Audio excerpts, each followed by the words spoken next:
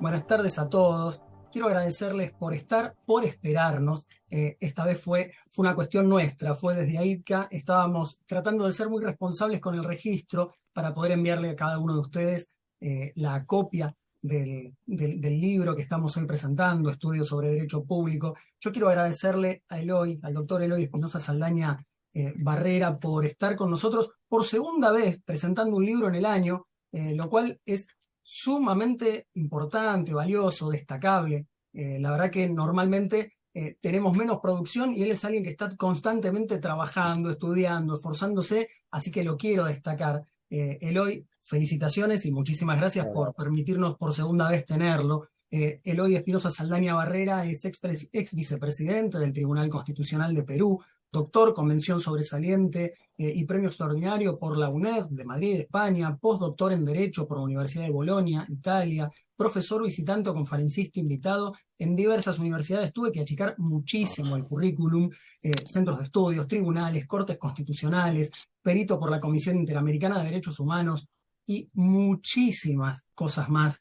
Lo achiqué mucho. Eloy, muchísimas gracias por estar. La Gracias a ustedes por invitarme obra nuevamente. la obra me pareció muy interesante, ya la terminé y ya la hemos compartido. Me tomé el atrevimiento de compartir de antemano la obra en versión digital, así que muchísimas gracias también por enviárnoslo. Y nos va a acompañar, que es quien en realidad va a presentar, yo me estoy tomando este pequeño tiempito, el doctor Fernando Rey Martínez. Él es profesor catedrático de Derecho Constitucional en la Universidad de Valladolid, es licenciado en Derecho por la Universidad de Valladolid, premio extraordinario de licenciatura de la Facultad de Derecho de la UBA, doctor en Derecho por la Universidad de Valladolid, premio extraordinario de doctorado, título de especialista en bioética por la Universidad de Valladolid. Está en muchísimos lugares también, hemos resumido tremendamente su currículum, así que ellos van a ser quienes presenten hoy el libro. Yo quería que vieran su currículum, que los conocieran. Quizás veo por la asistencia que ya todos lo conocen, pero bueno, para mí era importante leerlo y destacarlo. Les quiero comentar que recién Eloy nos lo estaba comentando, diciendo nosotros en privado. Él decía la cantidad de gente de distintos lugares que participan. Y si me permiten leerlo, les comento que en este momento tenemos gente de, bueno, México, España, que no estoy hablando de expositores, México, España, Honduras, Guatemala, Chile, Costa Rica, Bolivia, bueno, Perú, por supuesto, y se me está escapando Honduras.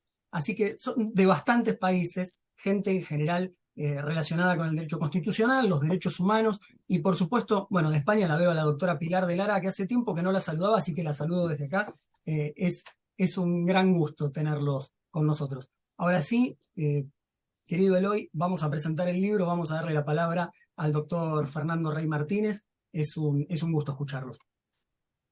Bueno, muchísimas gracias. Qué placer estar esta noche en España, ¿no, Pilar? Más de las 9 de la noche.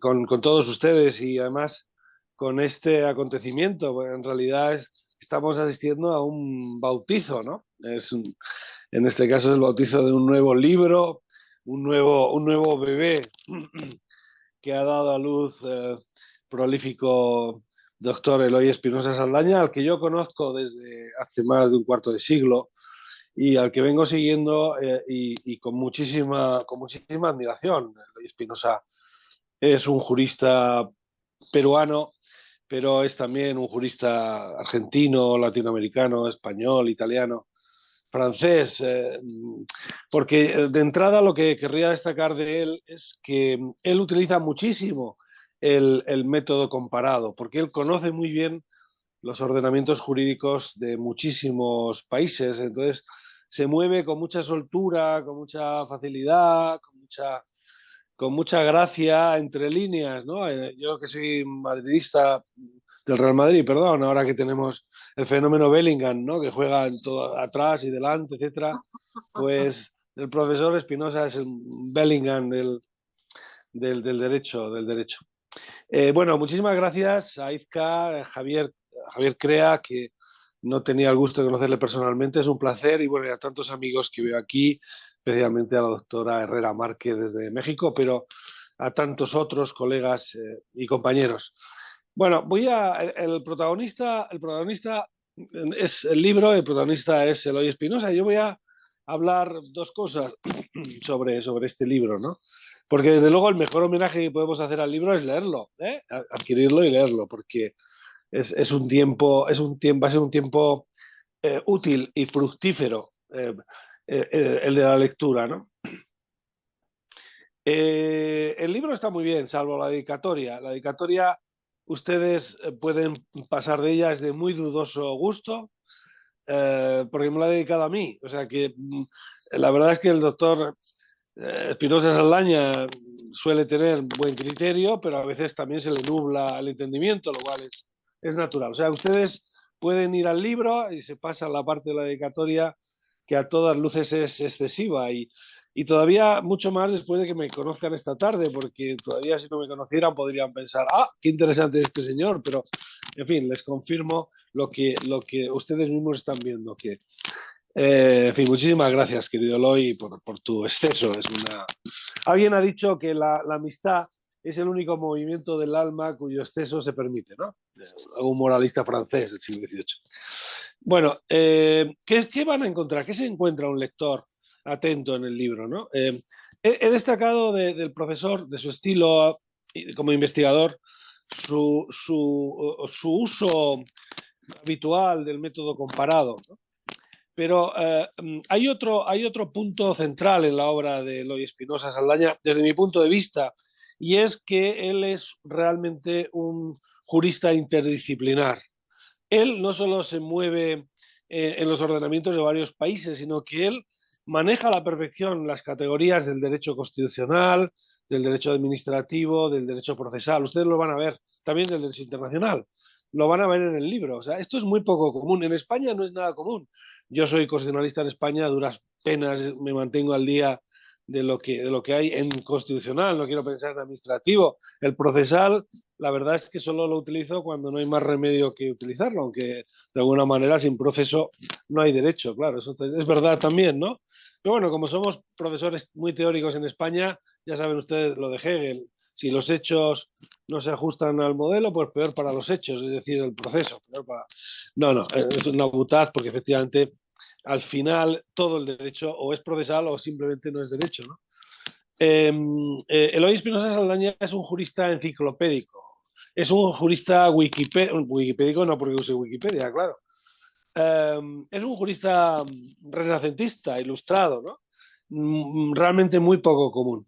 Así que ustedes se van a encontrar en el libro pues cinco capítulos, 5 artículos distintos. Hay dos claramente muy de derecho administrativo y hay otros que son de derecho, diríamos, constitucional, ¿no?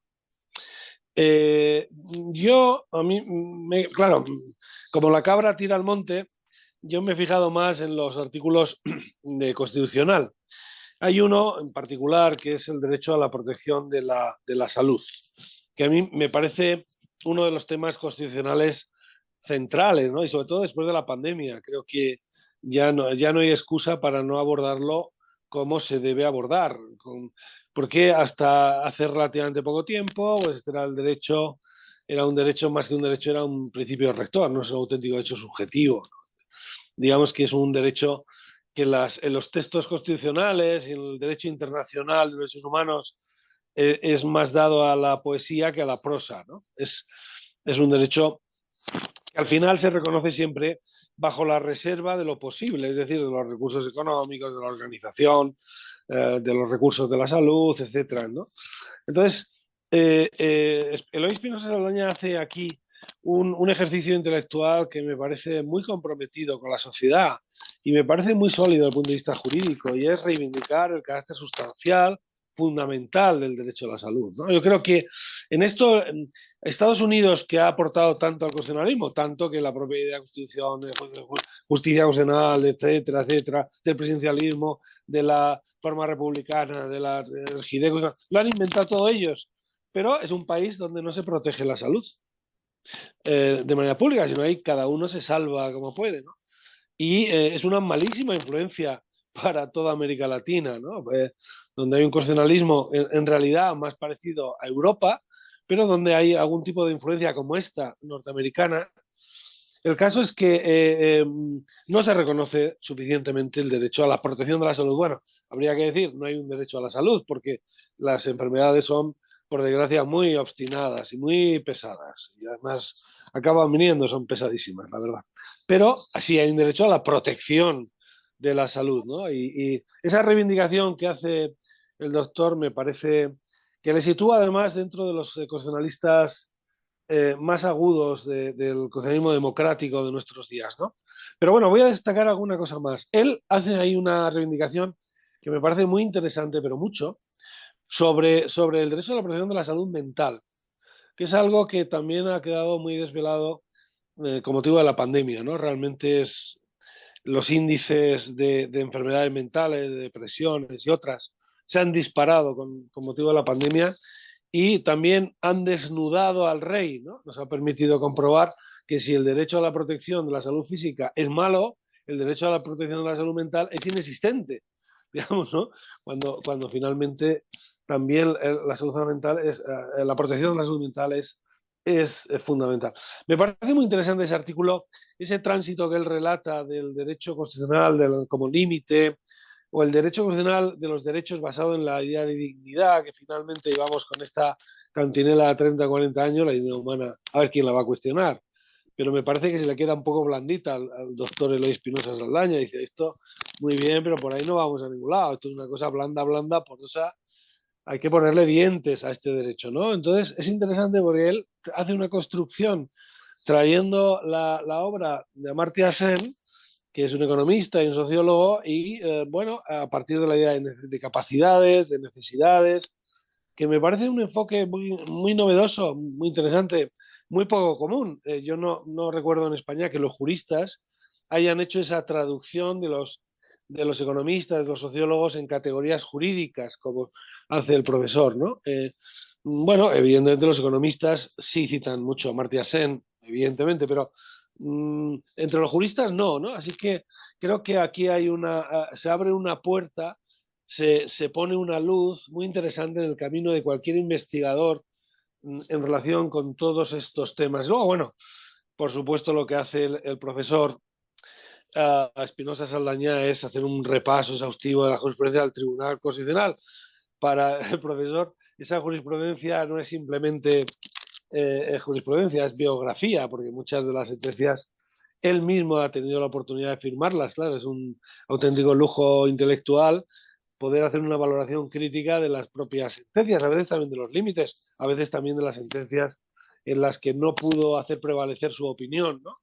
Entonces, él nos muestra, bueno, sobre todo hay una sentencia, Chávez Cabrera, sobre material médico reusable, que en la que él fue ponente, y también hay otra inostrosa sobre anticoncepción oral de emergencia, muy ilustrativa, muy interesante, y un desarrollo muy en profundidad, ¿no? La conclusión a la que llega es que la jurisprudencia del Tribunal Constitucional peruano es intuitiva, es protectora, es interesante, pero se queda a medio camino. No acaba de dar el salto a la consideración del derecho a la protección jurídica, a la protección de la salud como un derecho subjetivo fundamental. Así que bueno, a mí me ha gustado muchísimo, ¿no? Posiblemente incluso en la salud mental haya elementos de prohibición de discriminación a los enfermos mentales. O sea, se podría añadir, bueno, él hace un análisis de la protección a la salud en el ecosistema de derechos, por supuesto está ligado a la libertad, a la dignidad, a la vida, al medio ambiente y a muchos más, pero también efectivamente a la prohibición de discriminación, ¿no? Sobre los enfermos mentales recaen hondos prejuicios que provocan discriminaciones públicas y privadas, tratos distintos y peores a las personas. Pensemos también en los escolares con enfermedades mentales. Si el sistema educativo público o privado no les atiende como ellos necesitan, según sus capacidades, y si traemos aquí la teoría de Amartya Sen, el Estado está faltando a su deber de protección, hay un déficit de protección evidente, ¿no? Así que bueno, me ha parecido un artículo simplemente fantástico, innovador, rotundo, sólido, y no solo porque yo comparta las tesis, porque a veces el profesor Espinosa Saldaña y yo hemos mantenido polémicas y siempre he reconocido la solidez argumental suya, ¿no? Pero bueno, en este caso, como coincide con la mía, pues mucho mejor. Me gusta más el artículo. No. Enhorabuena, enhorabuena. Bueno, también hay un artículo interesantísimo, a mí me ha parecido, como constitucionalista, ¿no?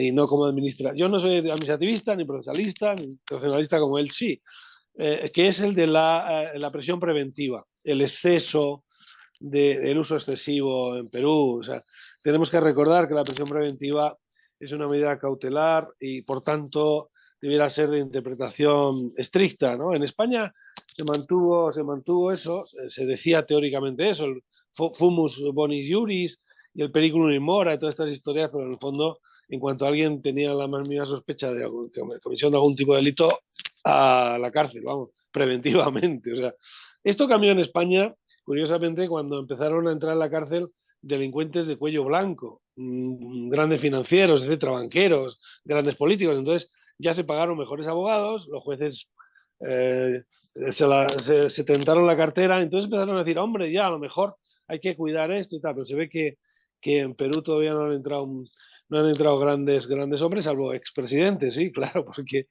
el profesor nos trae aquí la jurisprudencia sobre el señor Humala y su señora Nadine, ¿no? Heredia, donde, a pesar de haber sido ocupado un cargo tan alto y por tanto de ser presuntamente culpables de todo, eso solo debe ser, esa presunción política de culpabilidad, perdón, presunción de culpabilidad tiene que ser solo política, no jurídica. Incluso ellos, incluso los que han sido presidentes y las personas más importantes, tienen derechos fundamentales, presunción de inocencia y esas cosas, ¿no? Así que bueno, también enhorabuena, coincido. Me ha interesado finalmente mucho, hay dos artículos de derecho administrativo, si acaso el profesor Eloy Espinosa podrá luego explicarlos un poco más, pero me ha gustado mucho, claro, los organismos reguladores en el marco de la economía social de mercado, porque eso le permite a él construir toda una doctrina sobre qué significa Estado, economía social de mercado, Estado social y democrático de derecho. Hay incluso una valoración de la propiedad privada que a mí me ha gustado porque ese fue el tema de mi tesis doctoral, ¿no? Bueno, y además yo defendía que era un derecho fundamental, pero claro, bueno, es un derecho fundamental no ilimitado, es que no hay ninguno que sea ilimitado, salvo la prohibición de la tortura, y no en algunos países, como por ejemplo Israel, por cierto, ¿no? Bueno, entonces nos encontramos con una obra que a mí me parece que es es una obra muy Espinosa Saldaña, rigurosa, sólida, innovadora, que nos trae en este caso a Perú, América Latina, muchos conceptos que valen lo mismo para Perú que para Argentina, que para España, para cualquier sitio. O sea, que digamos, es un libro que lleva muy bien los viajes de avión de un país a otro, lo lleva fenomenal, y sobre todo es un libro que no se conforma con describir las normas y las sentencias, sino que aporta constantemente criterios, principios de referencia que permiten alumbrar interpretaciones alternativas, constitucionalmente adecuadas, ¿no? Yo la verdad es que he disfrutado mucho leyendo el libro y aprendiendo del libro. Esto es lo que quería compartir con ustedes porque en realidad no quería robar el protagonismo porque yo creo que todos estamos esperando que sea el propio Eloy Espinosa Saldaña que nos cuente cómo han sido las circunstancias del parto de este libro. Así que bueno, enhorabuena, muchas gracias. Un placer haberles saludado a todos y estoy esperando escuchar al profesor Espinosa Saldaña Barrera. Muchas gracias. Muchísimas gracias, Javier. Mi agradecimiento eterno a ti y a todo el equipo de AIDCA. Entiéndonos, porque no es la primera vez que tengo el honor de hacer una presentación de un libro mío aquí. Ya lo hemos hecho hace relativamente poco tiempo con un libro donde abordo, no sé si enciclopédicamente, porque los amigos son generosos, pero abordo diferentes perspectivas el tema ambiental, que normalmente suele ser visto desde una sola perspectiva, y el tema ambiental es un tema internacional, el tema ambiental es un tema constitucional, el tema ambiental es un tema administrativo, el tema ambiental incluso es un tema no jurídico, es un tema que puede abarcar cuestiones de ingeniería forestal o que puede abarcar cuestiones de trabajo de geografía e incluso de planificación de políticas públicas.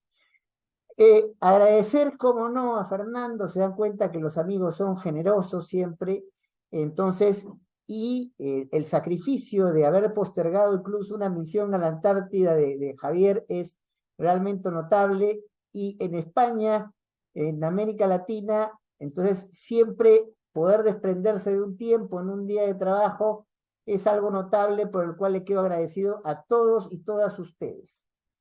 Yo voy a enfocar 4 puntos y espero ser breve porque la brevedad es la cortesía mayor que uno puede tener en una exposición.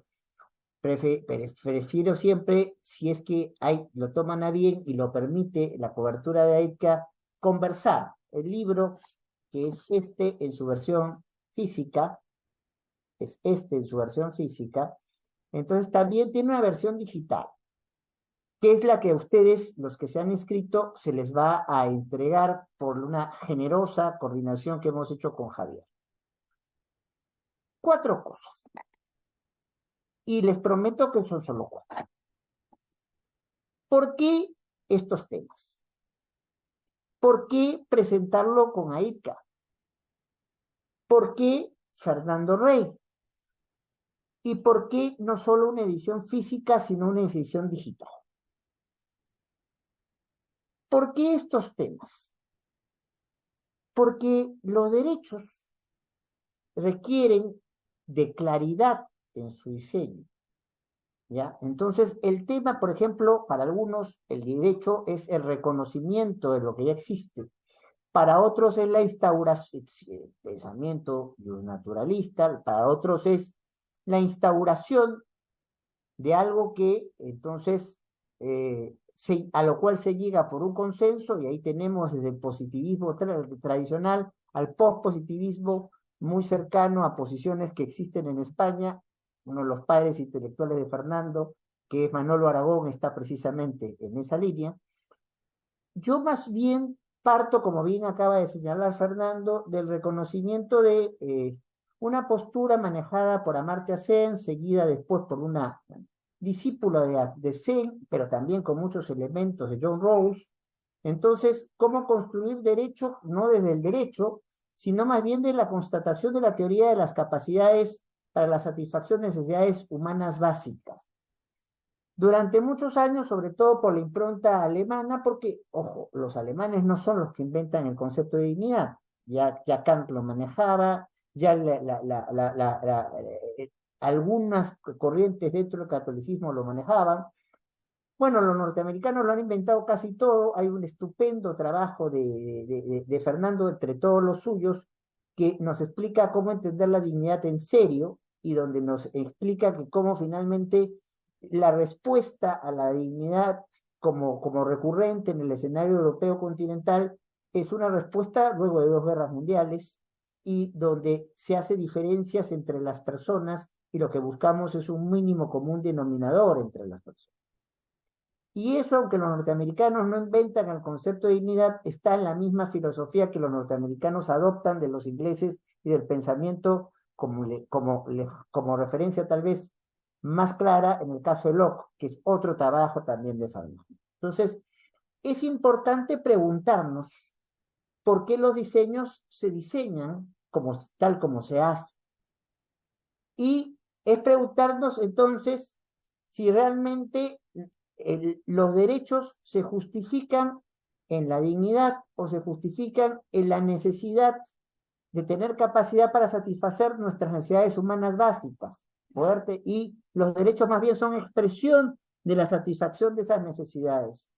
Si cuando hablamos de salud, cuando hablamos de libertad personal, cuando hablamos de cumplimiento de las normas, lo que estamos hablando en el fondo es tener garantizadas ciertos elementos que nos permiten nuestro desarrollo de proyectos de vida y de proyectos integrales de sociedad. Y los derechos más bien son expresión de eso. Ya sea el reconocimiento de nuevos derechos, como es el primer trabajo que se plantea, donde yo tengo mis discusiones realmente en el reconocimiento como derecho fundamental de aquel que no solamente está en el caso peruano, también está en el caso colombiano, de alguna manera, de el reconocimiento de un derecho a la eficacia de las normas legales y los actos administrativos. Realmente es un derecho. ¿Qué es lo que hace que un derecho sea un derecho? ¿Qué es lo que nos permite hablar de la existencia de un nuevo derecho? Y en esa lógica, porque como nos gusta un poco meternos en diferentes cosas, porque creemos que el derecho no es solamente un compartimiento estanco de una disciplina, sino una vinculación entre varias alternativas para poder resolver los diferentes problemas, ¿hasta qué punto Fernando lo ha dicho, y en realidad casi citando al famoso trabajo del Áquila de Bobbio, hasta qué punto tenemos un derecho si no tenemos un mecanismo de protección específico, especial para ese derecho? Entonces, se justifica la existencia de nuevos procesos especiales para la protección de nuevos derechos o variante en la comprensión de estos procesos para la comprensión de derechos como el que se ha mencionado aquí también, que es el derecho a la salud, en el cual normalmente lo hemos visto como un primo pobre. La vieja creación italiana para salvarnos del problema de cómo financiar los derechos, hablar de derechos que son programáticos y hay derechos que son de una eficacia directa. ¿Es esto cierto en realidad? Hablar de la perspectiva de un derecho a la salud en un trabajo que se publicó en la revista de ICA. Entonces, hablar en realidad solamente del derecho a la salud de su dimensión física es suficiente escenario, cuando, por ejemplo, en mi país, y no es un dato muy distinto en todas partes del mundo, solo 2 de cada 10 personas que necesitan algún nivel de atención de salud mental, y no estoy hablando de los casos más graves, ¿eh? No estoy hablando de las psicopatías, estoy hablando de ansiedad y depresión, que son, digamos, los males contemporáneos. Solo 10 de 10 personas, 2 en el Perú son adecuadamente tratadas de estos problemas, que son normalmente invisibilizados. O sea, tenemos derechos que para ver cómo se reconocen, pero para ver también cómo se extienden, es necesario ponernos a discutir sobre eso. Y tenemos situaciones de límites al ejercicio de derechos, ahí viene el trabajo de la prisión preventiva. ¿Hasta dónde se puede llegar con una medida de restricción de derechos que es, por lo mismo que medida cautelar es provisional, no es permanente? Ya veremos si nos condenan o no nos condenan, pero de todas maneras hay una restricción de por no decir una suspensión de nuestra libertad personal. ¿Hasta dónde podemos llegar en esto? ¿Cuánto es lo que tiene que tocarse por el mecanismo más duro de restricción de la libertad personal y cuánto realmente debería verse por otros mecanismos? ¿Y cuál es la realidad de cada país? En mi país solamente el 2% de las personas procesadas tiene la oportunidad de grilletes. Los otros entonces, la gravedad de los delitos que se cometen en el Perú es cada vez más grande. La migración de algunos países vecinos ha hecho que la inseguridad ciudadana se haya hecho un pan de cada día. Lima, la capital del Perú, ha entrado entre las 20 ciudades más inseguras del mundo. Y el crimen organizado, entonces, también tiene el cuello blanco puesto a la vista de todos nosotros. En el Perú estuvo procesado el presidente que, para no ser condenado, se suicidó, García. Está procesado con detención domiciliaria el expresidente Kuczynski. Está procesado el expresidente Vizcarra. Está procesado el expresidente, que es al cual se hace más referencia porque nos tocó ahí delimitar los alcances de la prisión preventiva, en el caso Humala Heredia. Humala era el presidente, la esposa era casi la presidenta. Está en este momento también procesado el expresidente Castillo, que intentó hacer un autogolpe. Está procesado y condenado el expresidente Fujimori. Y se quiere iniciar un proceso a la presidenta actual, ya se el Boluarte, y se le quiso procesar se le quiere procesar al expresidente Sagasti. El único que se salvó acá de los presidentes en los últimos 25 años es el presidente Paniagua, que ya murió hace algunos años. Y no sé si estuviera vivo, si hubieran buscado algún elemento para procesarlo. No olvidemos que, no sé si los amigos europeos están tan al tanto, pero el escándalo más fuerte de corrupción de altos funcionarios en América Latina se ha llamado Odebrecht, una empresa brasileña, ¿ya? Que el segundo país después del Brasil donde se corrompió más funcionarios y maneras más sostenidas fue el Perú. Entonces, ¿cuál es la intensidad que tenemos que ponerle a la restricción de la libertad personal? Ya no solo preocuparnos de cómo se configura, cómo se diseña el derecho, cómo se protege el derecho, sino cómo se limita el derecho. Mis buenos maestros de Argentina y de España, Néstor Sagüez, muy delicado de salud en este momento, Germán Villar Campos, Augusto Morelo, ya no con nosotros, y mis buenos maestros en España, Manolo Aragón, Fernando, a pesar de la poca diferencia de edad que hay, entonces, siempre nos explica que un derecho tiene una estructura, un contenido, unos límites, una función o una razón de ser, entonces, y una titularidad. ¿Cómo funciona esto? No solo con respecto a la creación del derecho, sino a la limitación del derecho. Y ese es uno de los primeros temas que se aborda el libro a través de algunos artículos. Otro de los temas que es un tema de derecho público, pero transversal, no solamente es derecho constitucional. Es derecho internacional de los derechos humanos, es derecho procesal, es derecho administrativo, y lo mismo pasa con otros temas que abordo aquí. Un fenómeno importante es el de la constitucionalización del derecho.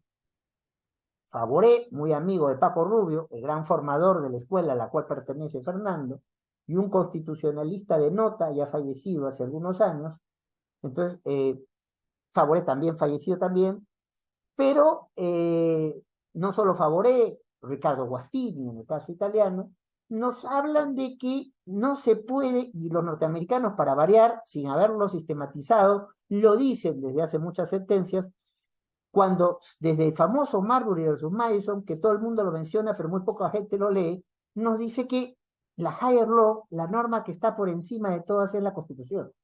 Y eso nos lleva a entender la repartición del poder, el sistema de fuentes, las diferentes disciplinas jurídicas y las instituciones dentro de esas disciplinas jurídicas de cara al parámetro constitucional.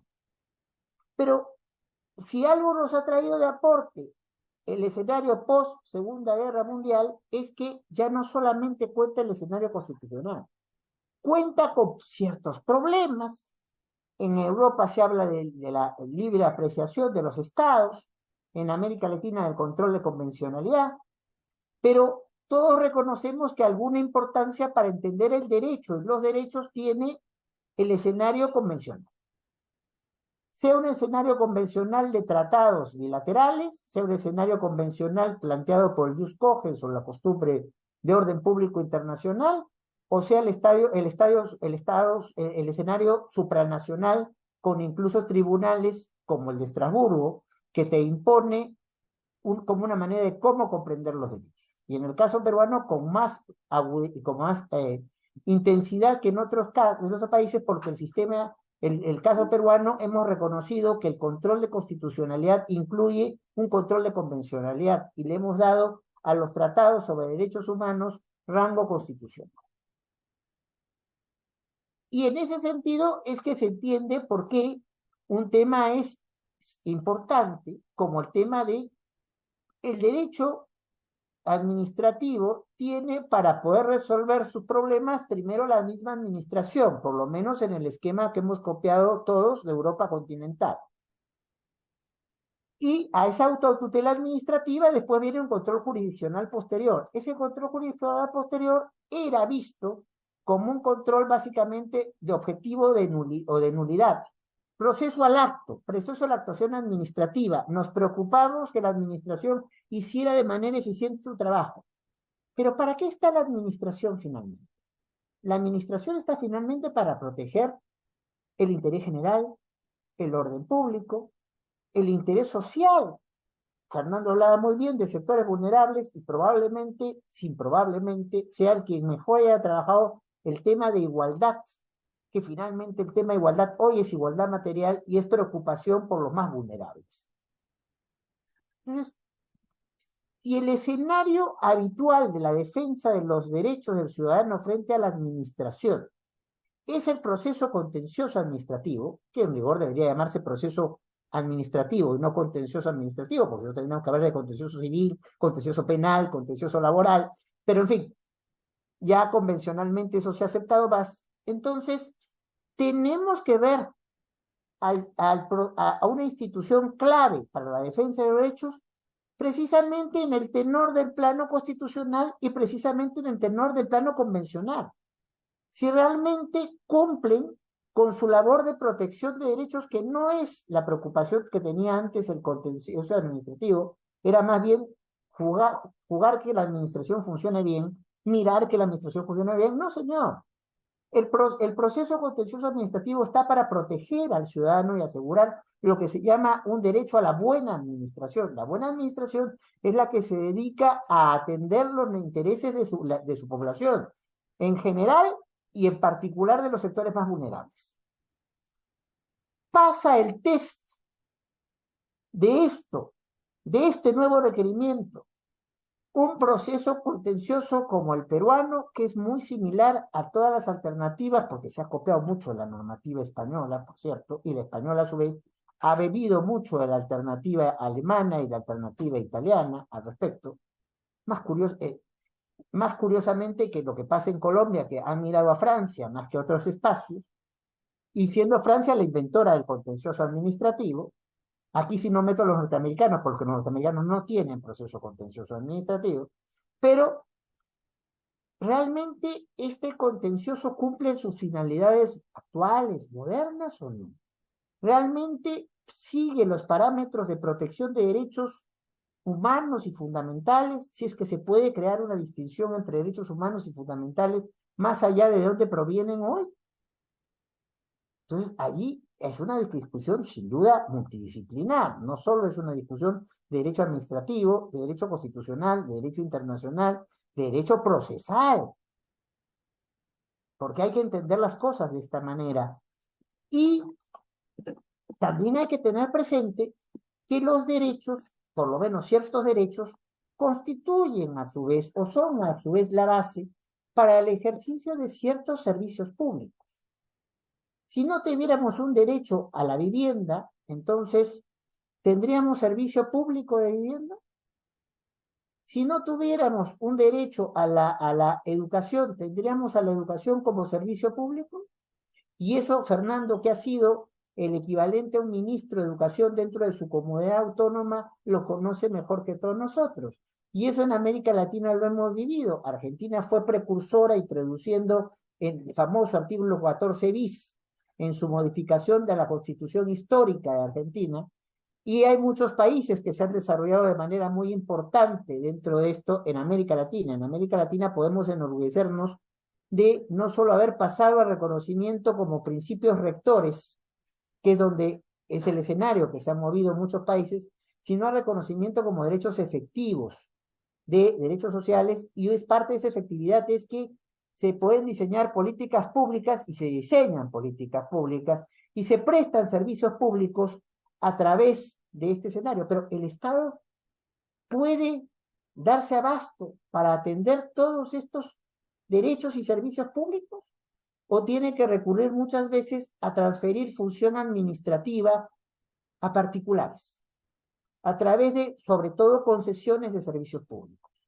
Y se hace esa transferencia, pierde control sobre cómo se brindan estos servicios públicos, o tiene la posibilidad de regularlos. ¿Y qué implica regularlos? ¿Hasta dónde? De ahí viene la discusión de fondo, que es una discusión constitucional, pero que trasciende a lo constitucional y trasciende a lo jurídico. ¿Qué se entiende por economía social de mercado? ¿Cuál es el papel donde se permite la iniciativa privada, pero tiene que actuar dentro de ciertos parámetros que el Estado, en beneficio al interés general, al interés público, no voy a entrar aquí por cuestiones solamente de tiempo, ya los amigos de España están más en hora de irse a descansar o hacer la noche, no tan vallisoletana, pero sí la noche madrileña, donde realmente ahora es cuando están comenzando las cosas de la noche, ¿verdad? Fernando es un hombre tranquilo, con lo cual debe estar en su casa en las afueras de Valladolid, pero hay otros que no lo son tanto, ¿no? Tenemos amigos comunes que en este momento recién deben estar saliendo. Entonces, esto es importante. Si estamos hablando de una preocupación por el ejercicio de aquello que satisface nuestras necesidades humanas básicas, que permite nuestro desarrollo integral, y el Estado no lo puede dar, y tiene que confiar en que la gestión de esto lo manejen particulares, ¿eso quiere decir que no tiene ningún nivel de intervención?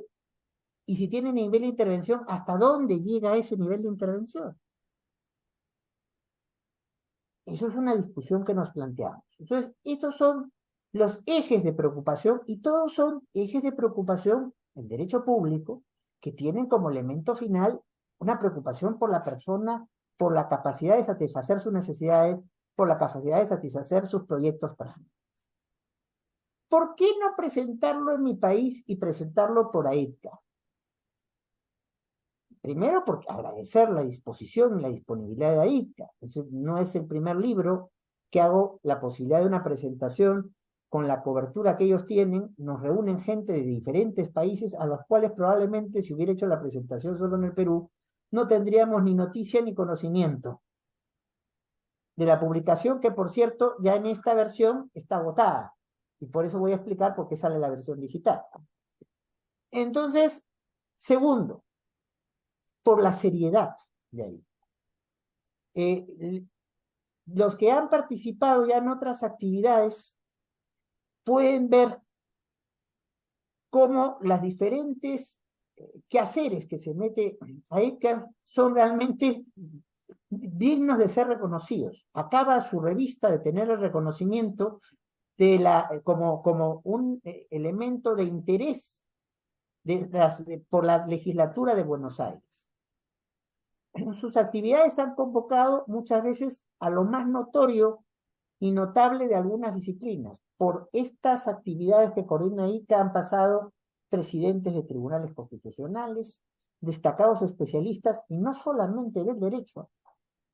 Yo he participado ya ahí como público, como asistente, en otras actividades donde ICA ha promovido, por ejemplo, porque el nombre lo indica, es derecho, es cultura, es ambiente. Y esas son actividades que tienen que tener una comprensión multidisciplinar, porque no se entienden, o no se entienden a cabalidad. También por su convocatoria. Oiga, no es fácil armar un curso que se pueda estar siguiendo en toda América Latina al tiempo y en España. Esa posibilidad que es el hijo bueno del COVID, ¿ya? En nos habernos comunicado a la palma de la mano en versión real, y no tener que pasar una conferencia 3 días después o movilizar a gente que probablemente por diferentes razones, en mi caso por problemas de salud, no puede estar viajando. Yo salgo de un problema pulmonar muy serio que me ha mantenido 3 años en silla de ruedas y con concentrador de oxígeno, con lo cual, por más buena voluntad que se tuviera de invitarme, no puedo ni fuera de la ciudad de Lima.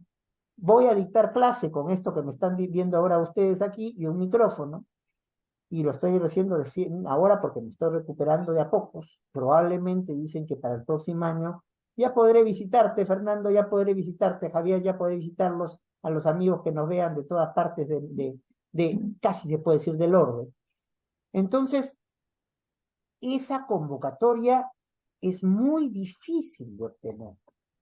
Y sobre todo cuando lo que uno quiere plantear son nuevas perspectivas para el debate, para enriquecer el debate. Y ese es el otro punto importante con AIDCA. Su voluntad por difundir en espacios amplios nuevas ideas, nuevos temas, nuevas versiones. Por ejemplo, un tema importante que AIDCA trabaja, yo todavía en ese sentido estoy seré enciclopédico según mi buen amigo Fernando, pero sobre el derecho antártico no es un tema que yo haya entrado. Sin embargo, AICA es una institución precursora dentro del trabajo, que incluso está sacando diplomados sobre derecho antártico. Y gran parte del futuro del mundo se juega precisamente en el tratamiento del Antártico. Entonces, esa apertura a ver las cosas de manera distinta, o por lo menos permitir que se discutan temas de perspectiva distinta o nuevos temas, caracteriza la labor de AICA. Y por eso es que en vez de una presentación local, que tendría un efecto local, en vez de una presentación tradicional, que permitiría que solamente se enfoque de una cierta manera el tema y no se aproveche la riqueza que puede tener la discusión, no por el texto, sino porque el texto se relata una serie de provocaciones sobre diferentes temas. No son textos, el amigo Rey es generoso, como siempre. Entonces, la rigurosidad de esto puede ser muchísimo mayor. Acá es más bien son textos provocadores para que gente con más capacidad que uno los pueda desarrollar con mayor detalle. ¿Por qué Fernando? En primer lugar, por su calidad humana. Lo digo en la presentación que él dice que no lean, y yo les invito sí a leerla. ¿Ya? Porque es el hermano que todo el mundo quisiera tener.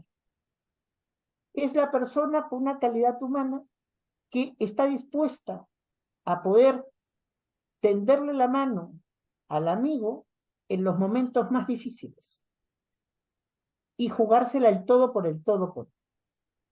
En un mundo con el académico donde lamentablemente el egoísmo, la posibilidad de querer ascender, y no importa mucho cómo, suele ser un fenómeno lamentablemente muy frecuente. Si hay algo tan sensual como el poder político o el poder económico, es el poder académico. Y uno encuentra muy pocas veces real amistad y real solidaridad en el mundo académico. Y Fernando sí es un ejemplo a cabalidad de eso. Con él van a encontrar la palabra generosidad con G mayúscula.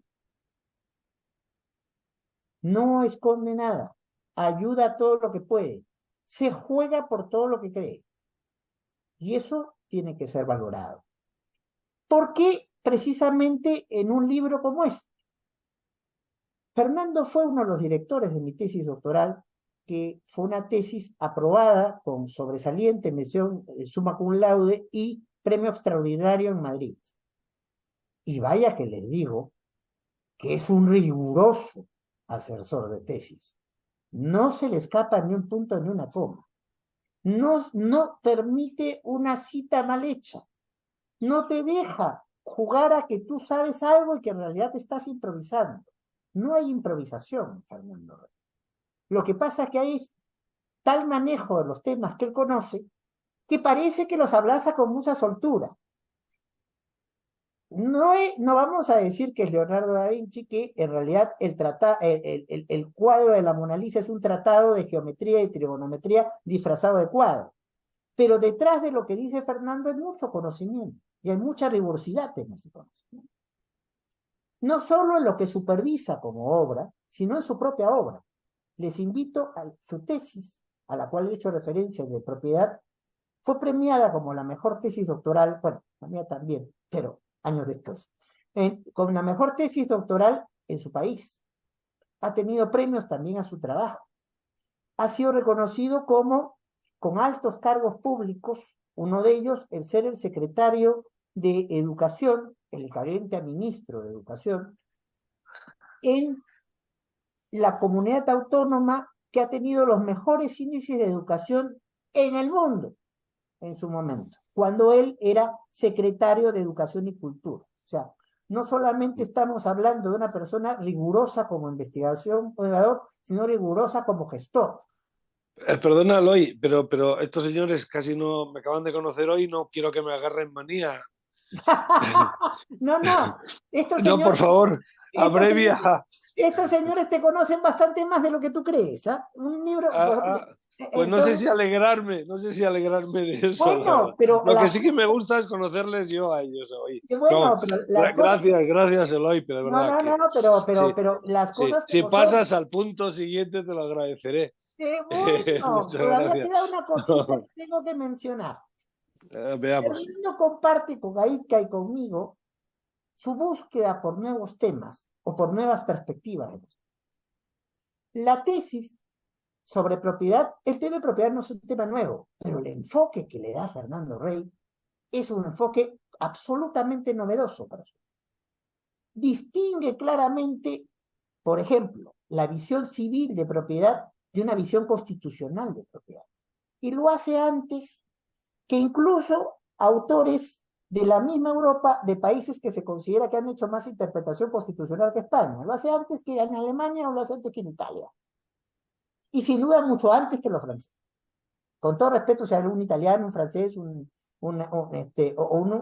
alemán aquí, que no se me resienta. O toca temas que desde el derecho constitucional no han sido abordados. Prostitución y derecho, por ejemplo. Su vocación por desarrollar el tema de igualdad desde sus diferentes perspectivas les ha permitido ser pionero en el tratamiento riguroso de temas como el de la migración, que ahora es un problema porque muchos de nuestros países, el Perú ha vivido una situación mixta. Durante años fue un país donde la gente se iba. Ahora es un país donde la gente viene. Y no sabemos qué hacernos con ambas cosas. Y si alguna referencia bibliográfica se tiene que buscar al respecto, entre esa referencia bibliográfica están los trabajos de Fernando Rey. Por esa vocación que tiene de darle enfoques nuevos a temas conocidos o tocar temas que del derecho constitucional no se han desarrollado, que es la misma perspectiva de AETCA. AETCA lo que busca es una mirada que es interdisciplinaria, que es una mirada distinta de los temas conocidos o de abrir temas que no se han discutido desde el ámbito del derecho o se han discutido en el ámbito del derecho, pero no de una perspectiva multidisciplinaria. Y lo último, para no aburrirlos, ¿ya? ¿Por qué no solo edición física, sino edición digital? Que si se han inscrito en esta presentación con los amigos de AICA, lo van a recibir el libro en su versión digital. Porque si el tratamiento de nuevos temas o de nuevas perspectivas reclama algo en particular, reclama mayor debate, reclama diferentes enfoques. Y eso se consigue, lamentablemente, estos tienen un número limitado. La gente, porque las editoriales no son mundiales, y las que son mundiales también tienen un límite de producción de libros, este libro ya se agotó. Entonces, ¿qué hacer para que este tema pueda discutirse más allá del Perú? Y se agotó en preventa. O sea, en realidad, Fernando ha dicho bien, esto es un bautizo, no es un nacimiento. Ya la criatura nació, tiene algún tiempo, tiene 2 meses caminando nomás, pero todos los ejemplares que se tiraron ya fueron vendidos, salvo los que fueron regalados. Entonces, ¿cómo promover la discusión, el debate? No porque en el libro se tenga la razón, porque definitivamente no se la tiene. ¿Ya? Hay cosas que se dicen aquí que son discutidas y discutibles. Pero la mejor manera de promover el debate en estos temas es aprovechar espacios como el que nos proporciona ICA y poner una edición digital al alcance de cualquiera de ustedes. No voy a decir vosotros, me disculparán los españoles. Entonces, a cualquiera de ustedes. ¿Cuánto discutimos sobre la configuración de los derechos? ¿Cuánto discutimos sobre los límites a los derechos? ¿Cuánto discutimos sobre la configuración de la constitucionalización y la convencionalización de los derechos? ¿Cuánto discutimos sobre el ejercicio de derechos que a su vez se convierten en servicios públicos, pero que el Estado no esté en condiciones de darlos por sí mismo? Las alternativas muchas veces han tenido que ser o copia de algún país precursor o creación heroica de cada país. Y son temas que tienen que hacer. Sin duda hay otros temas más que tendrán que ser discutidos, pero habrá alguna tentación de meterse en muchas cosas, pero uno tampoco puede meterse en todas las cosas y de golpe. El libro que se viene, y vamos a ver si con AICA podemos hacer alguna coordinación, es a propósito del verdadero bicentenario de la independencia del Perú, hacer un libro sobre retos, desafíos del bicentenario. ¿Qué cosas, no solamente en el Perú, sino a nivel mundial? Entonces, están cambiando. El mundo es el mismo después del COVID, después de los enfrentamientos que tenemos, de los problemas de seguridad ciudadana que tenemos, de la dimensión tecnológica que se está dando, con la inteligencia artificial que ahora hace que casi todo Hollywood esté cerrando, porque la gente se queda sin trabajo y porque probablemente alguna de nuestras profesiones o espacios de nuestras profesiones desaparezcan. O sea, si los procesos son y los procedimientos administrativos son muchas veces muy parecidos entre sí, ¿acaso no la inteligencia artificial, completando ciertos datos puntuales, no puede hacer que se den respuestas administrativas o jurisdiccionales mucho más rápidas y probablemente más predecibles y confiables? Entonces, tenemos muchos temas para discutir, pero hay que comenzar a proponerlos en la agenda. Y para ponerlos en la agenda hay que servirnos de mecanismos como el de la posibilidad del libro digital, que siempre tiene una posibilidad de proyección para darse a conocer mayor que la que tiene un libro en físico. En el Perú, un libro que se venda 500 ejemplares en 2 meses es un verdadero bestseller. Pero ¿qué significa eso en la discusión incluso peruana y con mayor razón internacional? Pues nada, es una gota de agua dentro de un gran chaparrón. Entonces, eso explica por qué este libro tiene los temas que tiene. Eso explica por qué es AIDCA el espacio que buscamos para que sea la presentación del libro. Eso explica, y agradecemos su disposición y disponibilidad para hacerlo. Eso explica por qué es Fernando Rey a quien se dedica el libro. Y eso explica también por qué a ustedes, los que se han inscrito, entonces se les entrega una edición sin costo alguno por el solo hecho de haber algunos cortado parte de su valioso tiempo para escucharnos.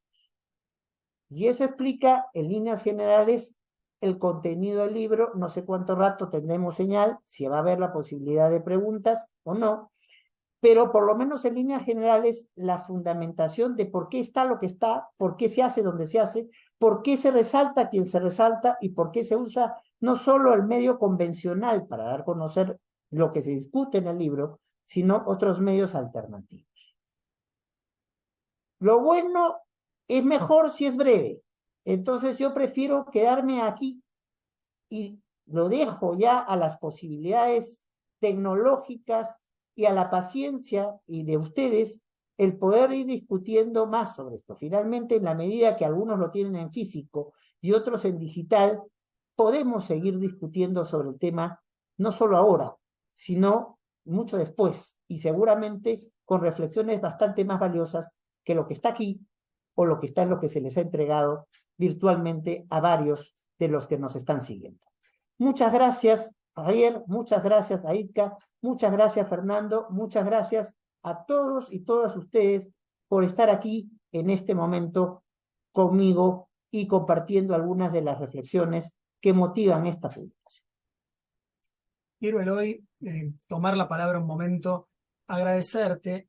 Quizás voy a guardarme hasta después de las preguntas que quiero avisarles. Tienen el espacio de preguntas y lo que les voy a decir, porque la realidad es que conozco a todos los que están conectados, casi todos, así que si alguien quiere participar, quiere decir algo, habiliten directamente el micrófono, que va a ser un gusto escucharlos, y seguramente imagino que Eloy, que Fernando van a coincidir conmigo en eso. Háganlo a viva voz. ¿Alguien tiene alguna pregunta? Mientras nos avisan eso, interrúmpanme y yo le voy a hacer una pequeña devolución a Eloy porque fuiste absolutamente generoso con nosotros hoy. La realidad es que no se trataba de nosotros, sino del libro, y de agasajarte y de resaltar el trabajo que venís haciendo. El libro me encantó. No quería yo tomar el tiempo con esto porque estaba Fernando. Voy a decir, la cuestión constitucional, y por eso lo organizamos desde este Instituto de Constitucional, de Estudios de la Magistratura, atraviesa todo el libro, y eso lo quería destacar. Desde lo personal me pasa como Fernando, uno va hacia esos lados que son los que en lo particular más le tiran, más lo atraen. Me pareció muy bueno y quería felicitarte delante de todos. Claro. Por otro lado, quiero agradecerte las palabras tan generosas, pero creo que no las merecemos. Con la doctora Berretino, cuando hicimos nuestro trabajo, cuando empezamos el trabajo desde la investigación en cuestiones antárticas, no fue por ser unos iluminados ni por saber más que el resto, sino todo lo contrario. Llegamos a un momento que escuchábamos desde lo ambiental, como uno dice, la influencia antártica en el clima global y esto, y la importancia del derretimiento de los cascos polares, que lo que nos tocó ver fue cuánto no sabemos de todo esto. Entonces, a más dudas, más ganas de ponernos a investigar, a leer, que claramente es lo mismo y te veo asintiendo, lo veo a Fernando haciendo los mismos gestos. Creo que lo que nos atraviesa a todos cuando nos ponemos a tocar temas nuevos es decir, de esto no sé. Lo importante es poder mantenernos desde ese lugar, ¿no? Mantener la humildad de decir, sigo sin saber y sigo buscando aquellos temas nuevos o aquello que me genera dudas para poder investigarlo y no hablar por hablar. Este es un libro que a todos nos... Perdón, Sí, doctora. no, voy a interrumpir un segundo nada más y luego continuar para saludar, dar las buenas tardes, no quise interrumpir antes, agradecer a quienes nos acompañaron y propusieron obviamente esta actividad. Celebro este espacio, la participación de quienes nos acompañaron, tanto disertando como los que están hoy como oyente participando. Así que bueno, solamente eso, saludar y agradecer, y te dejo seguir, Javier, por favor, con doctora. tu, Vieron con tu devolución. Es la presidenta de ITCA, así que gracias Ángeles por estar, por haber llegado, haber podido participar y acompañarnos siempre. De vuelta, muchísimas gracias Eloy. ¿Alguien tiene algo para decir? ¿Alguien nos quiere acompañar? Si no, ya les agradezco. A ver, los esperamos un momento. Bueno, muchísimas gracias a todos. Eloy, las últimas palabras. Fernando, las últimas palabras son de ustedes. Fernando primero. Eh, Que suena voy a, casi monárquico eso de Fernando primero, pero Fernando bueno. el Fernando I fue regular como rey. Bueno, no hemos tenido un rey bueno Sí, hasta hubo otro antes. Fernando que no le fue tan bien, pero bueno, lo dejamos ahí, pues no vamos a hacer esto A una ver, sesión de historia española. Pero bueno. tengo un discurso largo, perdón, corto y uno largo. El discurso corto es gracias y el largo es muchas gracias a todos. Y dejo la palabra al profesor Eloy Espinosa, que es el gran protagonista de la noche. Bueno, en realidad los protagonistas son todos, porque cuando uno lo que busca es compartir información, porque ni siquiera es conocimiento, sería muy pretencioso decir que uno está compartiendo conocimiento.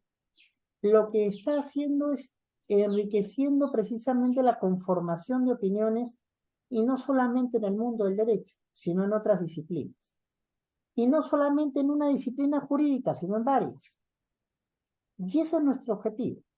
Nuestra preocupación es precisamente que haya temas en el cual no escape una opinión jurídica que, para poder ser una opinión rica, tiene que ser multidisciplinar e interdisciplinar.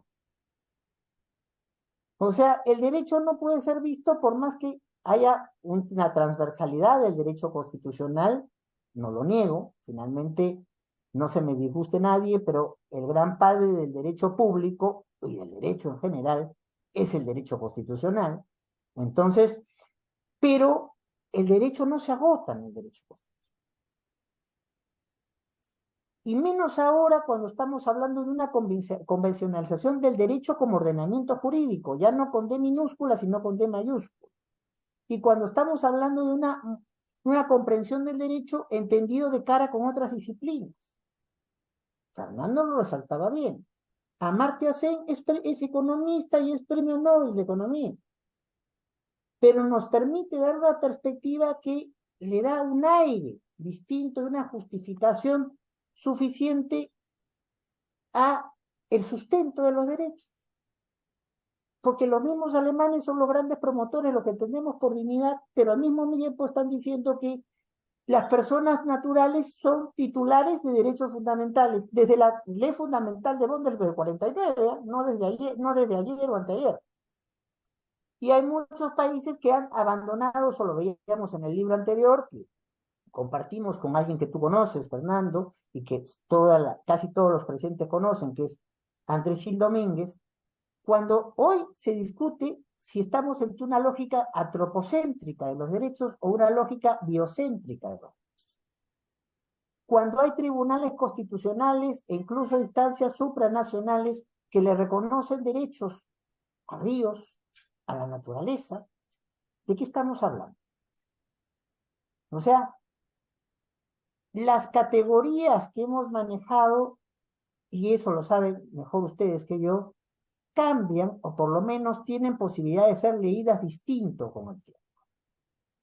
Y eso nos provoca o debiera provocarnos debates, discusiones, asumir posiciones propias o disentir de las posiciones de otros, pero disentir de manera justificada, no solamente desde el me parece o el prejuicio.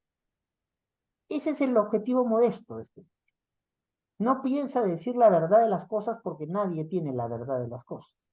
Para los que somos creyentes, probablemente el de arriba tenga la verdad de las cosas. Pero nosotros tenemos siempre limitaciones y hay posiciones que podemos asumir hoy y mañana frente a nuevos acontecimientos asumir otras posiciones distintas. Bueno, pues vamos a discutir sobre las posiciones distintas o sobre las cosas nuevas que aparecen. Ese es el objetivo y ojalá que cuando los que ya hayan leído el libro de algo haya servido esto en el impulso y para los que siguen el trabajo de AICA saben que la labor de AICA impulsa ese tipo de iniciativas y para quienes que son muchos aquí, aunque no lo creas Fernando y que no te gusta que lo diga, son muchos los que te han leído ya. Entonces, ese es el objetivo de este trabajo. Y muchas gracias por darme la oportunidad de compartirlo en el espacio que lo estoy compartiendo, con las personas que lo estoy compartiendo, y después con el posible debate que podamos tener a propósito de este pretexto que se llama libro físico o libro digital. Muchas gracias por estar aquí, muchas gracias por la oportunidad que me dan, y no digo hasta luego, sino hasta siempre. Muchísimas gracias a todos. Muchas gracias. Que tengan buenas tardes y buenas noches. Chau, chau. Adiós.